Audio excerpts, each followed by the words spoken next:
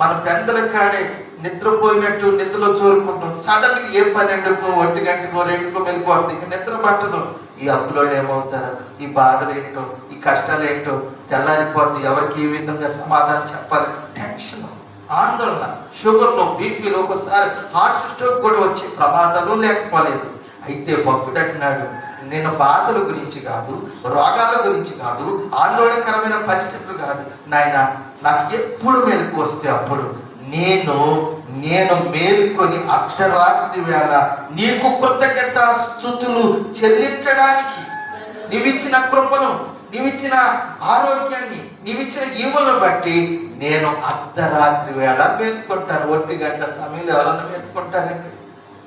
అది దేవుడు. అందుకే దావీదు భక్తుని జీవితంలో దినానికి మమ్మారు ప్రార్థన చేస్తూ 7 సార్లు స్తుతించాడంట. తాను మొదలుకొని బేర్ష వరకు ఏకచక్రాధిపత్యం కలిగి దేవుని కృపను బట్టి అత్యంత భయభక్తులు కలిగి జీవించినటువంటి వ్యక్తి ఎవరైనా ఉన్నారా అని అంటే దావీదు భక్తుడని మనం చెప్పకనే చెప్పవచ్చు.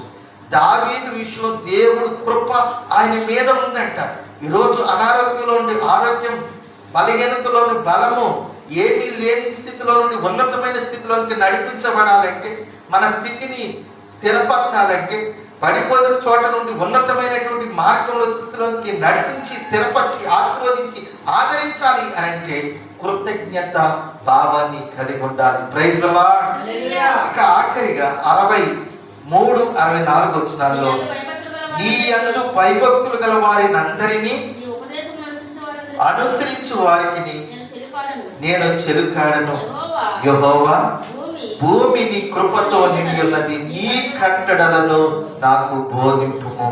ఎవరికి చెలికాడా అంటే అర్థం ఏంటంటే స్నేహితుడా, మిత్రుడా, నా జతకాడా అని అర్థం. ఉపదేశాన్ని ప్రేమించేవా, వాక్యాన్ని గైకొనేవారు ఇష్టం. ఈరోజు మనం సభ్య సమాజంలో, లోకంలో ఎంతో మందితో పరిచయాలు ఉంటాయి, స్నేహ సంబంధాలు ఉంటాయి. కానీ వారు మనతో స్నేహం చేసేటప్పుడు మన యొక్క గుణగణాలు, స్వభావాలు రావాలి. కానీ సహవాస దోషమేనండి వారిని ఈ విధంగా చేసింది. త్రాగుబోతులుగా, తిరుగుబోతులుగా, చోటుకొలుగా మార్చి అన్న మాట మన జీవితంలో ఉండకూడదు. మన యొక్క రాపిడిని బట్టి, అయస్కాంతాన్ని బట్టి రాసుకున్న బ్లేడు ముక్క కానీ, చిన్న పినీసి కానీ, సూది కానీ, గుండు సూది కానీ, ఏదైనా కొద్దిసేపు అనతి కాలంలోని అయస్కాంతం యొక్క ప్రభావానికి ఇనుప సామాను దగ్గర ఎక్కడికి వెళ్ళినా అంటుకుపోతుంది. యేసుక్రీస్తులో ఆలింగమైన మనము ఆత్మశక్తితో, దివ్యశక్తితో